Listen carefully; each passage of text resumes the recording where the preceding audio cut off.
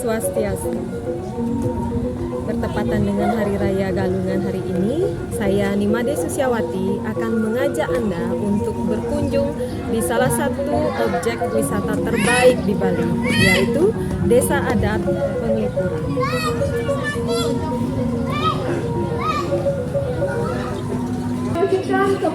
Pulau Seribu Pura, demikian banyak orang menyebut keindahan Pulau Bali. Mayoritas penduduk beragama Hindu menjadikan Bali sebagai pulau yang kental akan budaya dan wisata.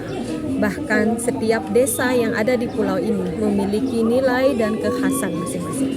Salah satunya adalah Desa Penglipuran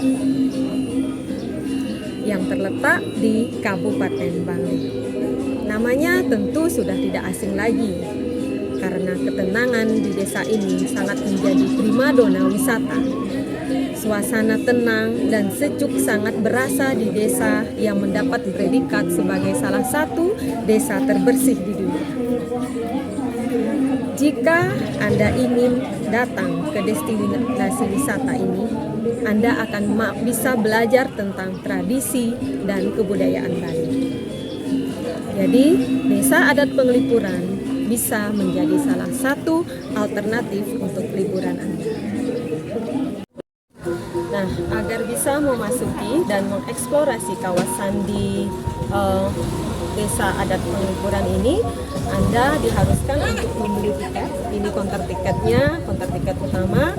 Untuk wisatawan domestik itu untuk dewasa sebesar 25.000 dan untuk anak-anak harga tiketnya adalah 15.000. Lokasi Desa Wisata Penglipuran berada di Jalan Penglipuran, Kecamatan Kubu, Kabupaten Bangli. Desa ini memiliki luas wilayah sebanyak 112 hektar dengan penggunaan wilayah berupa pertanian 50 hektar, untuk lahan pertanian 50 hektar, untuk hutan bambu 45 hektar, hutan kayu 4 hektar, dan pemukiman 9 hektar, dan tempat suci seluas 4 hektar, serta berbagai fasilitas umum lainnya. Momen terbaik untuk menikmati indahnya Desa Adat Penglipuran ini adalah saat Hari Raya Galungan, di mana penduduk desa setempat akan menghiasi rumah-rumah mereka dengan penjor, ciri khas dari Hari Raya Galungan, sehingga bisa mempercantik keasrian dari Desa Penglipuran ini. Menyeragamkan bentuk rumah dengan arsitektur Bali bukanlah hal yang mudah, tetapi hal ini dapat dilakukan dengan sangat apik oleh masyarakat Desa Penglipuran. Selain angkul-angkul seperti ini dibuat seragam, taman-taman dan kebun juga dirawat dengan baik, sehingga akan menambah keasrian dan keindahan dari Desa Adat Penglipuran ini.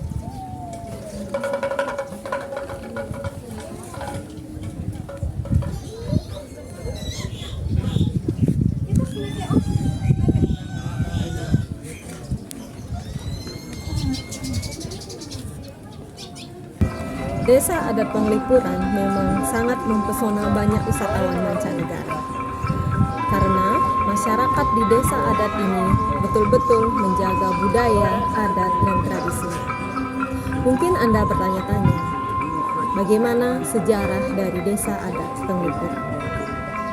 Sejarah Desa Adat Penglipuran ini berawal dari Kerajaan Bangli sekitar 700 tahun yang lalu, di mana mayoritas penduduk dari Desa Adat Penglipuran ini berasal dari Desa Bayung Gede. Pada saat itu, penduduk Desa Bayung Gede sering diperintahkan atau diinstruksikan untuk berperang oleh Kerajaan Bangli. Karena lokasi Desa Bayung Gede yang cukup jauh dari Kerajaan Bangli, yaitu sekitar 25 km dari Kerajaan Bangli, maka Raja Bangli saat itu memberikan penduduk Desa Bayung Gede tempat tinggal atau pemukiman di Desa Adat Penglipuran. Oleh karenanya desa ini dulu disebut dengan Kubu Bayung, atau dalam bahasa Indonesianya disebut Pondok Bayung Gede. Akhirnya, seiring berjalan waktu, penduduk membentuk desa dengan membangun kayangan tidur. Kayangan tiga tersebut merupakan Pura Puseh, Pura Dalem, dan Pura Balai Agung. Tak hanya itu, penduduk juga membuat dang kayangan yang serupa dengan Desa Bayung Gede untuk mengingat atau pengeling pura. Menurut penuturan tokoh masyarakat, nama Penglipuran secara etimologis berasal dari kata pengeling dan pura, yang berarti masyarakat membangun pura di Desa Bayung Gede sebagai pengingat pura dan leluhur mereka. Selain itu, Penglipuran juga diyakini berasal dari kata pelipur dan lara, yang kemudian menjadi Penglipuran, yang berarti tempat untuk menghibur saat berduka. Nama Penglipuran juga dapat ditelusuri dari kata pangleng dan pura, yang menunjukkan bahwa Penglipuran melewati pura yang menghadap ke 4 penjuru mata angin, utara, selatan, timur, dan barat. Dengan kata lain, Penglipuran dikelilingi oleh pura-pura. Desa Penglipuran terkenal karena kebersihannya yang luar biasa, menjadikannya sebagai salah satu desa terbersih di dunia. Berbagai penghargaan lingkungan dan pariwisata telah diraih seperti Kalpataru, Indonesia Sustainable Tourism Award atau ISTA, serta masuk dalam daftar Sustainable Destination Top 100 oleh Green Destinations Foundation. Berkat peniadaan alat transportasi di dalamnya, desa ini berhasil memenangkan penghargaan tersebut. Masyarakat tidak boleh mengendarai kendaraan bermotor apabila masuk ke dalam desa ini. Hal ini agar keasrian desa tetap terjaga dan desa bebas dari polusi. Penduduk setempat juga memiliki kesadaran yang tinggi terhadap pentingnya menjaga kebersihan lingkungan mereka. Tidak ada sampah yang berserakan, kebersihan dijaga secara kolektif oleh seluruh komunitas. Desa Penglipuran menerapkan konsep tata ruang tradisional Bali yang disebut dengan Tri Mandala. Desa ini dibagi menjadi 3 wilayah utama, yaitu Utama Mandala untuk tempat suci dan peribadatan, Madhya Mandala sebagai kawasan pemukiman, dan Nista Mandala sebagai areal pemakaman. Pembagian ini mencerminkan penghormatan terhadap nilai-nilai leluhur. Selanjutnya, di setiap rumah di Desa Penglipuran memiliki gerbang dengan desain arsitektur Bali kuno. Jalan-jalan di desa tertata dengan batu-batuan yang menambah keunikan desa ini. Berikutnya, mari kita menuju ke rumah penduduk yang menjual aneka khas kuliner di Desa Adat Penglipuran. Ayo kita masuk. Om Swastiastu, Ibu. Nggih, ngadol naki niki, Bu? Jual apa? Cem-cem ada. Lolos cem-cem, klepon. Baik, sekarang kita sudah sampai di rumah penduduk yang menjual aneka khas kuliner di Desa Adat Penglipuran ini. Nah, ini ada lolos cem-cem, harganya berapa, Bu? 5.000. Ya, lolos cem-cem harganya 5.000. Bahannya dari daun cem-cem yang berfungsi untuk melancarkan pencernaan, gitu Bu ya. Dan ini adalah klepon, bahannya dari Ubi sama ketan. Dari ubi sama ketan. Harganya juga 5.000 Bu ya, harganya Rp5.000. Silahkan sebelum meninggalkan Desa Adat Penglipuran ini, silahkan Anda untuk mengunjungi rumah-rumah penduduk untuk meningkatkan perekonomian di penduduk di Desa Adat Penglipuran ini. Selain penduduk di Desa Adat Penglipuran ini menjual kuliner khas Desa Penglipuran, mereka juga menjual berbagai souvenir khas Bali, misalnya pakaian, ada pernak-pernik, ada kerajinan yang merupakan hasil dari penduduk di Desa Adat Penglipuran ini. Mari kita masuk ke rumah penduduk Desa Adat Penglipuran.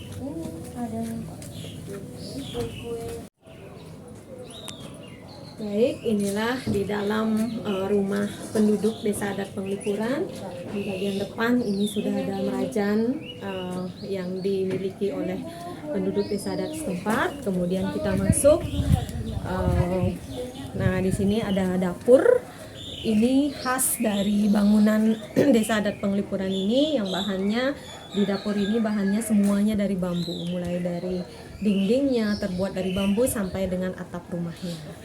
Dan ini juga bangunan khasnya, ini juga terbuat dari bambu, ini namanya Balai Daje. Ini juga khas dari Desa Adat Penglipuran, di mana atapnya terbuat dari bambu juga. Sudah sampai di salah satu objek wisata di Desa Penglipuran, yaitu Karang Memadu. Mari kita masuk ke Karang Memadu berikut.